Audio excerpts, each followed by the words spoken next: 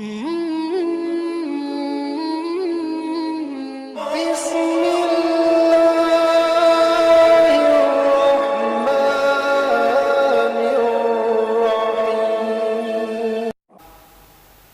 خلق الإنسان وعلمه البيان والصلاة والسلام على رسوله سيد الإنس والجان وعلى آله وأصحابه ذوي الخير والإحسان أما بعد فأعوذ بالله من الشيطان الرجيم بسم الله الرحمن الرحيم ولله العزة ولرسوله وللمؤمنين ولكن المنافقين لا يعلمون صدق الله مولانا العظيم بارگاہ رسالت معاب صلی اللہ علیہ وسلم میں درود پاک کا ہدیہ پیش کریں۔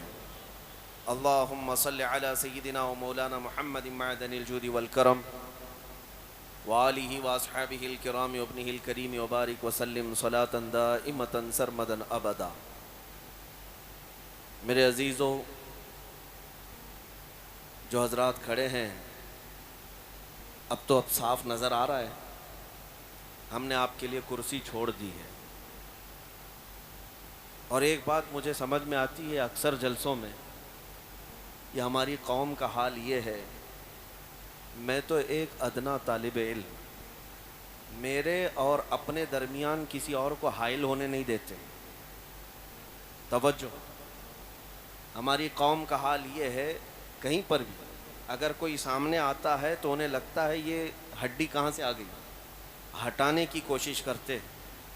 اس سے اندازہ کرو میرے اور آپ کے بیچ کوئی حائل آئے اسے آپ برداشت نہیں کرتے، میرے مصطفیٰ اور آپ کے درمیان کوئی آئے تو اسے کیسے برداشت کیا جائے؟ یہ جذبہ ہمارا ہے۔ الحمدللہ ہم ممبر کے اور آپ کے درمیان کوئی اور حائل آئے تو زیادہ دیر تک ہم بے چین نظر آتے ہیں۔ وہ کائنات کے آقا و مولا صلی اللہ علیہ وسلم، ان کے اور ہمارے درمیان اگر کوئی بھی آئے ہم اسے برداشت نہیں کرتے۔ عزیزان گرامی، اللہ تعالیٰ آپ کی محبتوں کو سلامت رکھے۔ یہ شیش گڑھ نہیں، عشق گڑھ نظر آتا ہے۔ یقیناً دیوانگی یہ سب تھوڑی دیر کے لیے اب بند کر دو۔ سارے نعت خواں بیٹھ چکے ہیں، نوٹ اپنے سنبھال کر رکھو۔ ممبر کے پاس اب کوئی نوٹ لے کر کے نہ آئے۔ الحمدللہ تمہاری یہ محبت اس لیے نہیں ہے کہ کوئی سیاسی نیتا یہاں آ رہا ہے اور 100-500 روپے جمع کر کے لانے والا یہ مجمع بھی نہیں ہے کہ دوپہر میں گرین پٹا ڈالتا ہو اور شام میں لال پٹا ڈال کے گھومتا ہو۔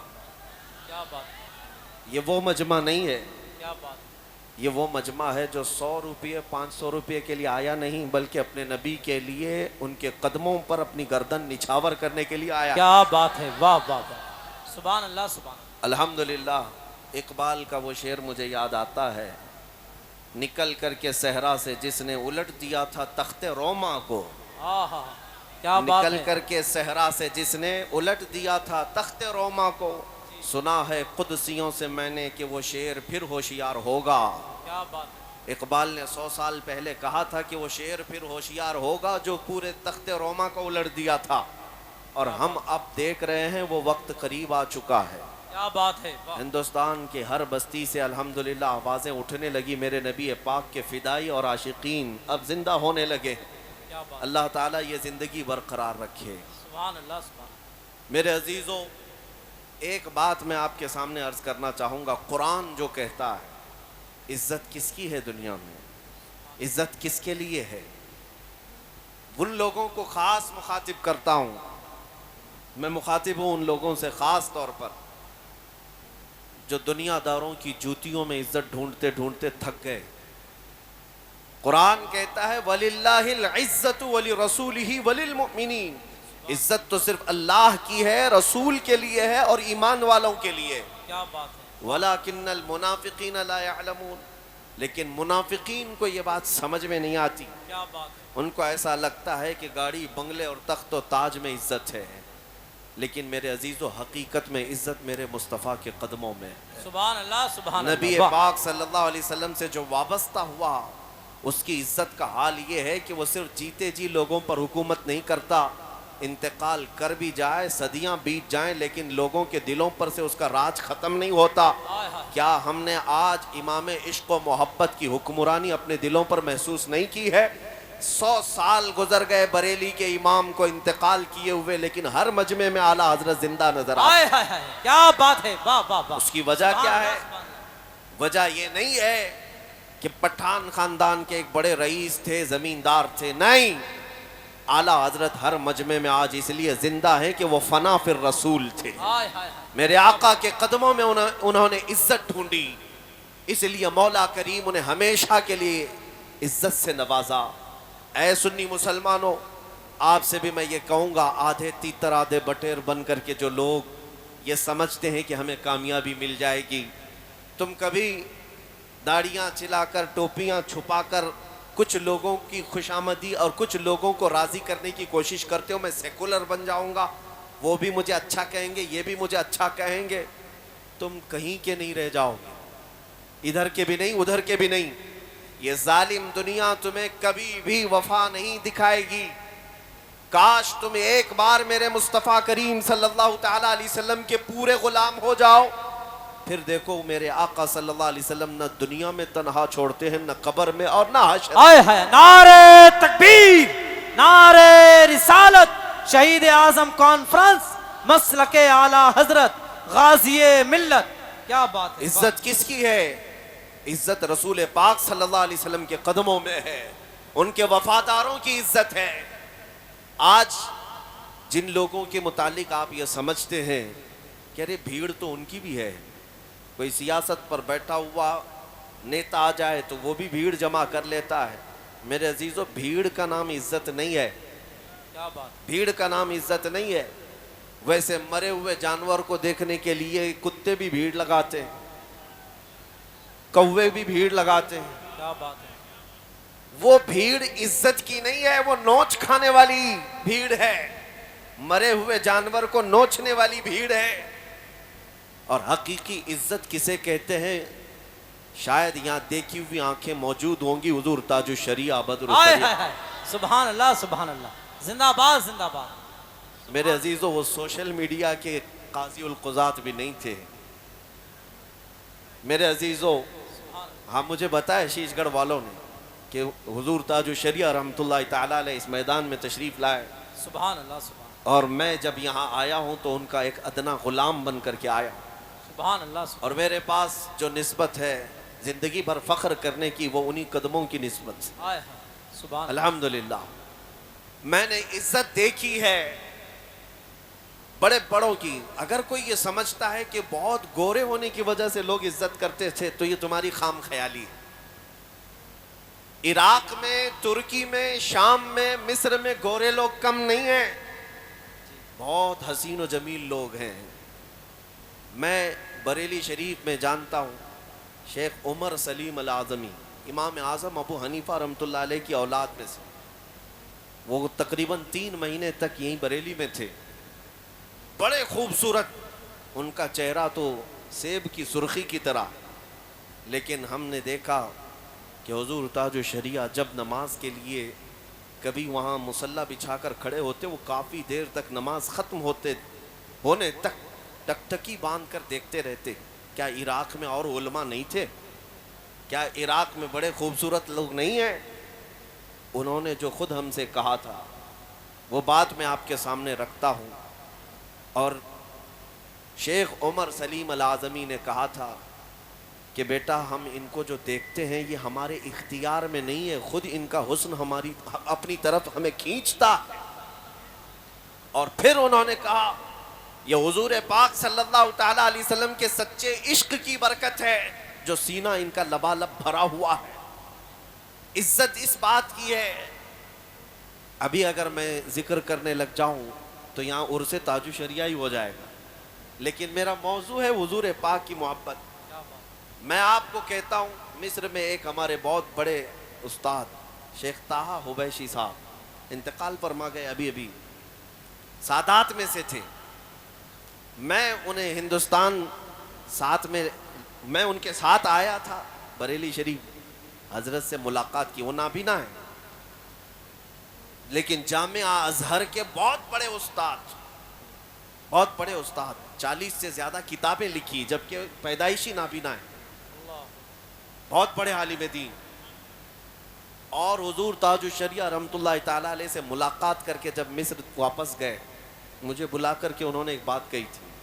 کہا بیٹا تمہارے شیخ کے پاس ایک عطر ہے جو وہ خوشبو لگاتے ہیں، شاید وہ ہندوستان میں ملتی ہے، مجھے وہ لا کر دو. سبحان اللہ سبحان. عود حضرت جو استعمال فرماتے.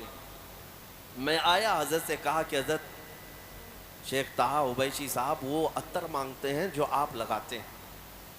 آپ نے حکم فرمایا، ممبئی میں حضرت کے ایک مرید تھے، کہا ان سے کہو وہ دلائیں گے، وہ لے کر جاؤ اور ہدیتاً پیش کرو. کافی مہنگا عطر تھا. سبحان اللہ. میں خود وہ شیشی لے کر گیا اور شیخ طہا عبیشی صاحب کو پیش کیا کہ حضرت نے آپ کو ہدیہ پیش کیا ہے، جو عطر آپ نے مانگا تھا. انہوں نے لگایا، خوشبو لگائی اور اس کے بعد کہا یہ وہ نہیں ہے جو مجھے چاہیے تھا، ہائے ہائے کیا وہ بات، کوئی اور عطر لگاتے ہیں. کیا بات. میں دوسری چھٹی میں پھر آیا، حضرت سے کہا کہ وہ کہہ رہے ہیں یہ عطر نہیں ہے، آپ کوئی اور عطر لگاتے ہیں. حضرت نے فرمایا ٹھیک ہے وہ بھی بھیجتے ہیں. پھر دوبارہ ایک اور قیمتی عطر میرے ہی ہاتھ سے بھیجا گیا. میں لے کر کے وہ جب پہنچا اس شیخ اعظم کے پاس، انہوں نے وہ لگایا. کہا بیٹا اب مت بولنا جا کر یہ بھی وہ عطر نہیں ہے جو مجھے چاہیے تھا، اللہ اللہ. اب مت کہو، بار بار تکلیف میں مت ڈالو. تو میں نے پوچھا کہ حضور بتائیں تو صحیح کیسی تھی وہ خوشبو، کیا ہے؟ انہوں نے بات کہی، اپنا واقعہ بتایا. سن 1986 میں 1986 کی بات کر رہے ہیں. میں حج کے بعد مدینہ طیبہ کی حاضری کے لیے گیا تھا. شیخ نے فرمایا روضہ رسول کی حاضری کے وقت مجھے جالیوں کے اندر سے خوشبو آئی اور کافی دیر تک وہ خوشبو تھی. میں نے وہاں کے مقامی لوگوں سے پوچھا جو ذمہ دار ہیں، اندر روضہ رسول پر جو خوشبو لگائی جاتی ہے یہ خوشبو کہاں سے آتی ہے؟ اس وقت لوگوں نے کہا تھا کہ یہ ہندوستان سے آتی ہے. واہ واہ.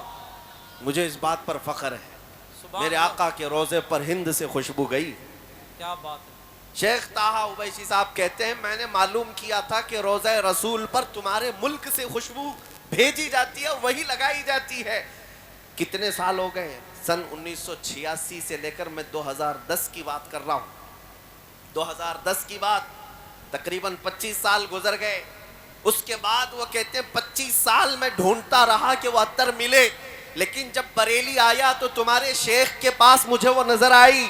ہائے ہائے ہائے کیا بات ہے. ان کے پاس مجھے وہ خوشبو آئی جو 25 سال پہلے میں سونگا تھا. میں چاہتا تھا کہ وہی خوشبو وہ مجھے بھیجیں. واہ واہ. اب مجھے سمجھ میں آیا کہ کچھ اور مانگ رہے ہیں.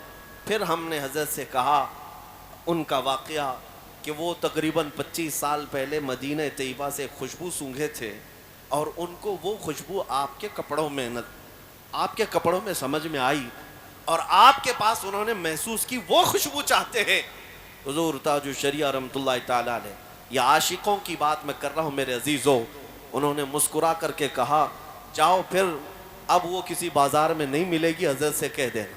ہائے ہائے. نعرے تکبیر، نعرے رسالت، شہید اعظم کانفرنس، مسلک اعلیٰ حضرت. واپس جاؤ اور کہہ دو اب وہ کسی بازار میں نہیں ملے گی. یہ کچھ راز کی باتیں ہیں جو افشا نہیں کیے جاتے ہیں. میرے عزیزوں یہ جو خوشبوئیں تھیں یہ بازاروں سے ملنے والی خوشبوئیں نہیں، یہ میرے مصطفیٰ کے عشق کی خوشبو ہے، محبت مصطفیٰ کی خوشبو ہیں. اور اسی لیے آپ کے ناظم اجلاس نے بھی ابھی کہا تھا، مجھے شعر یاد نہیں آتے، کہ جو نبی پاک صلی اللہ تعالیٰ علیہ وسلم کو سمجھ نہیں پاتے یا وہ خوشبو محسوس نہیں کر پاتے، یہ وہی لوگ ہیں جن کے اصول میں خطا ہے، حضور پاک صلی اللہ علیہ وسلم کی شان میں توہین کرنے والے. بہرحال میں آج آپ سے یہ خطاب کرنا چاہوں گا کہ عزت رسول پاک کے قدموں میں ہے، ان کے غلاموں کی ہی عزت ہے. ہم نے دیکھا ہے پوری دنیا میں آج، اے نوجوانوں تم اگر یہ سمجھتے ہو کہ فلمی دنیا میں تھرکنے والے چند سٹار کی بہت عزت ہے، ایکٹر اور ایکٹریس کے پیچھے بھیڑ ہوتی ہے، یہ تمہاری گمراہی ہے. یہ تو صرف ان کے جوانی کی بھیڑ ہے. یہ صرف اور صرف ان کے حسن کی بھیڑ ہے. ان کو بوڑھا ہو لینے دو. ان کے بڑھاپے میں دیکھو پھر کتنے لوگ ان کے فین ہوتے ہیں, کتنے ان کے فالوور ہوتے ہیں, کون ان کے پیچھے چلتا ہے. ارے جہاں بڑھاپا آیا ان کی نوکری بھی چھوٹ جاتی ہے. ان کو اب پردہ سیمی پر, ٹیلی ویژن پر جگہ بھی نہیں ملتی. بوڑھے ہو جانے کے بعد اب نوجوانوں کی بھیڑ ان کے پاس نہیں. کیوں؟ وہ تو صرف چہرے کے غازے کے ذریعے سے لوگوں کو اپنی طرف مائل کر رہے تھے.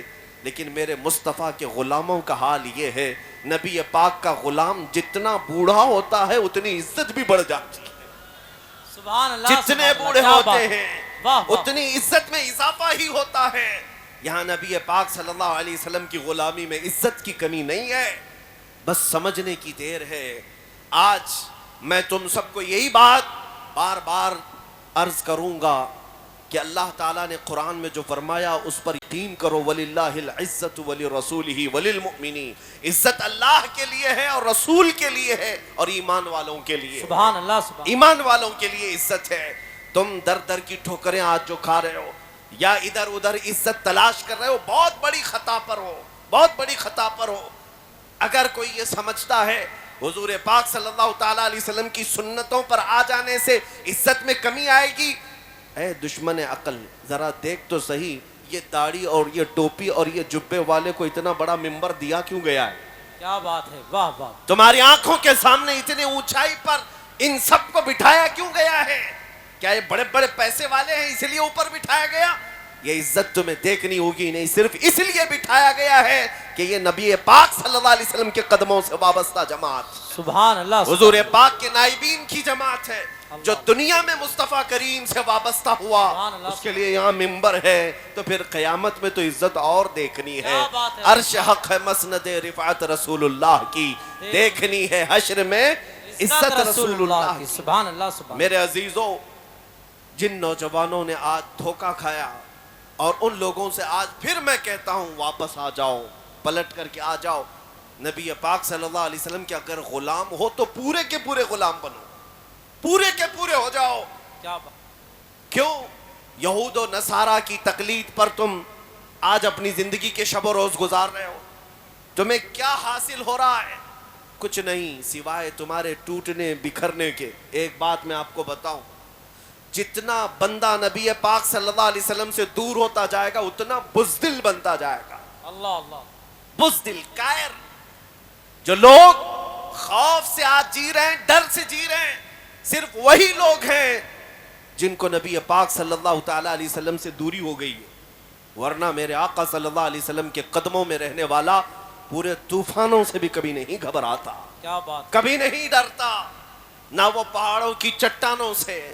بلکہ ہمارے اسلاف کا حال تو یہی ہے, دشت تو دشت ہے دریا بھی نہ چھوڑے ہم نے, بحر ظلمات میں دوڑا دیے گھوڑے ہم نے, دی اذانیں کبھی یورپ کے کلیساؤں میں تو کبھی افریقہ کے تپتے ہوئے صحراؤں میں.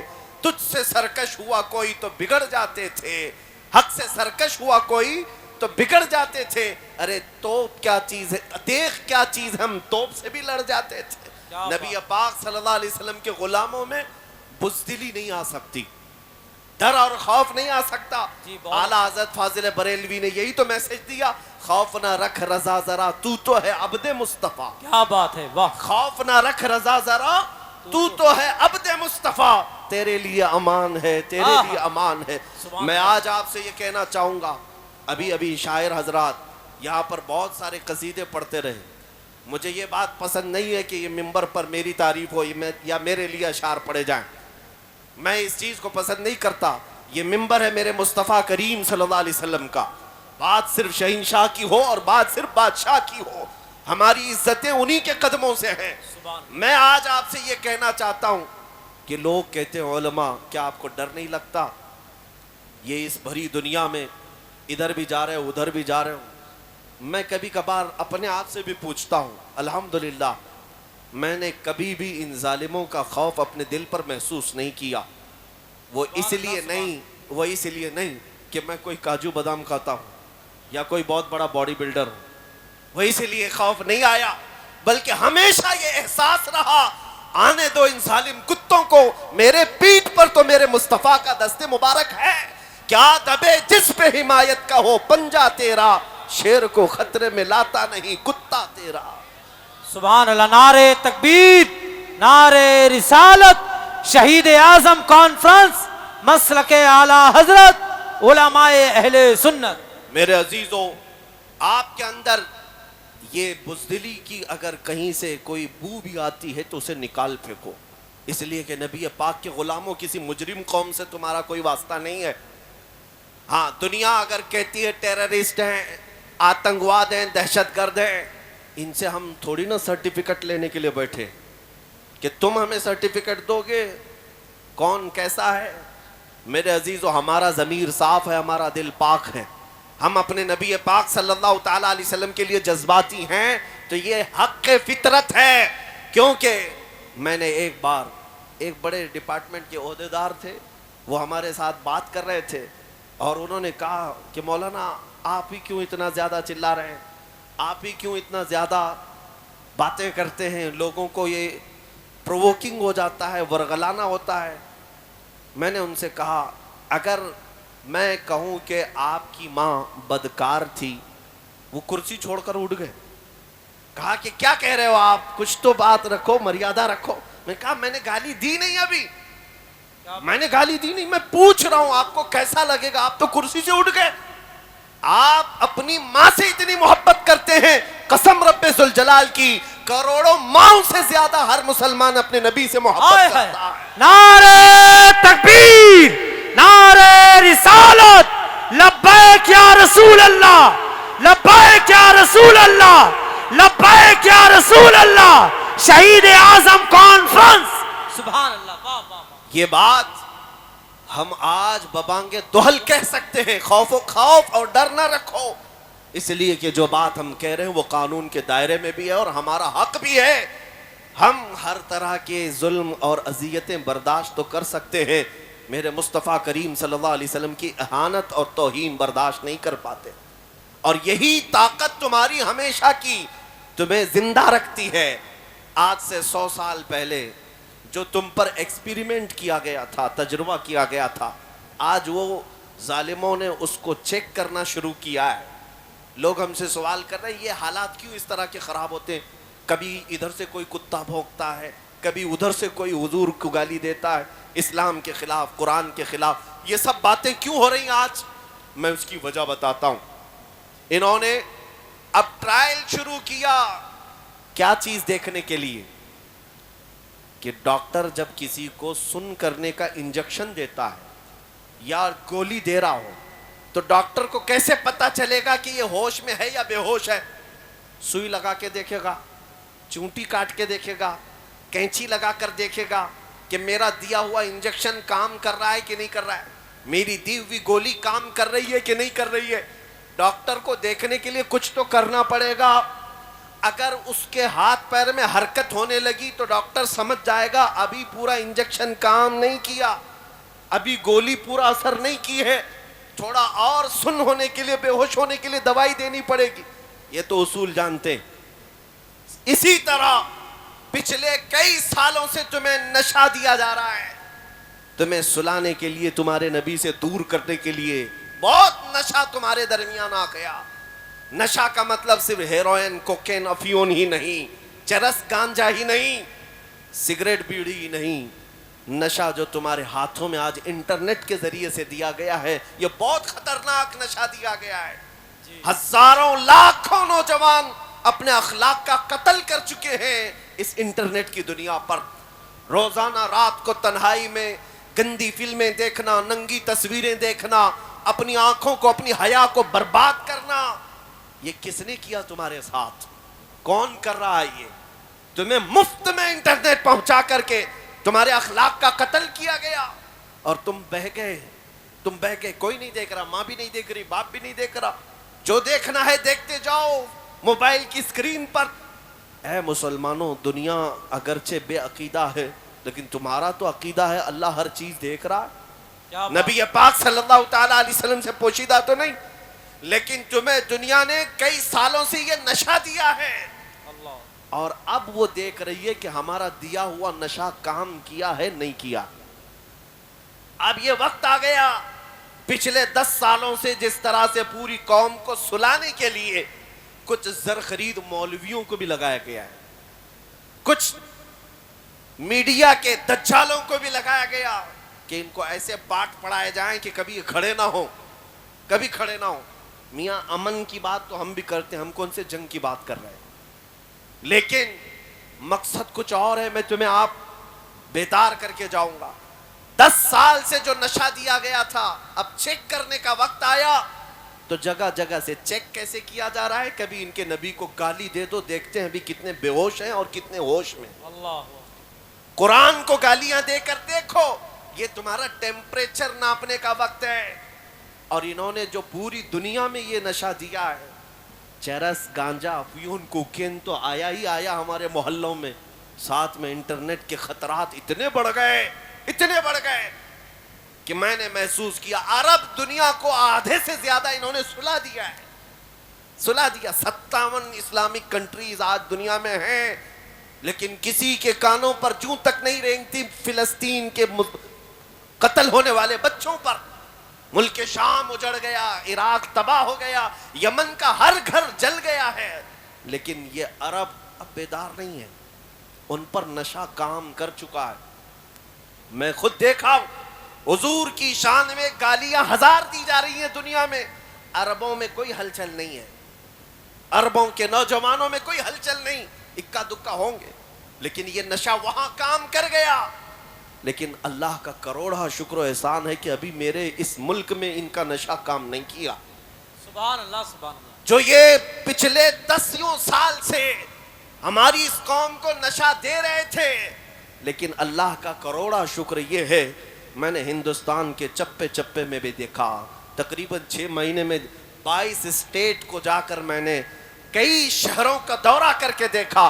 یہ جو بھیڑ ہے ہر شہر میں ہے, وہ میرے لیے نہیں ہے, وہ میرے مصطفیٰ کے عشق کے لیے ہے. اور پھر ہم نے ہر گلی سے ایک نعرہ سنا, جہاں سے دیکھو 8 سال کا بچہ کیوں نہ ہو, 80 سال کا بوڑھا کیوں نہ ہو, ہاتھ اٹھاتا ہے اور کہتا ہے لبیک یا رسول اللہ. سبحان اللہ, لبیک یا رسول اللہ.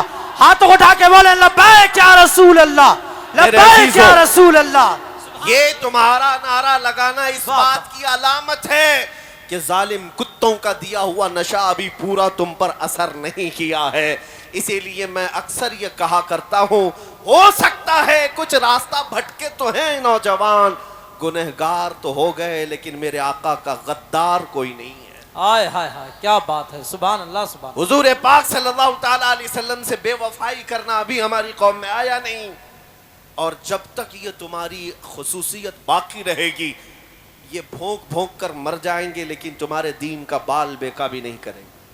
ہاں, اگر دنیا یہ سمجھتے, آپ کو ٹینشن لینے کی ضرورت نہیں, تھوڑی بہت تو فکر ہم سب کو بھی ہوتی ہے, آپ کو بھی ہوتی ہے.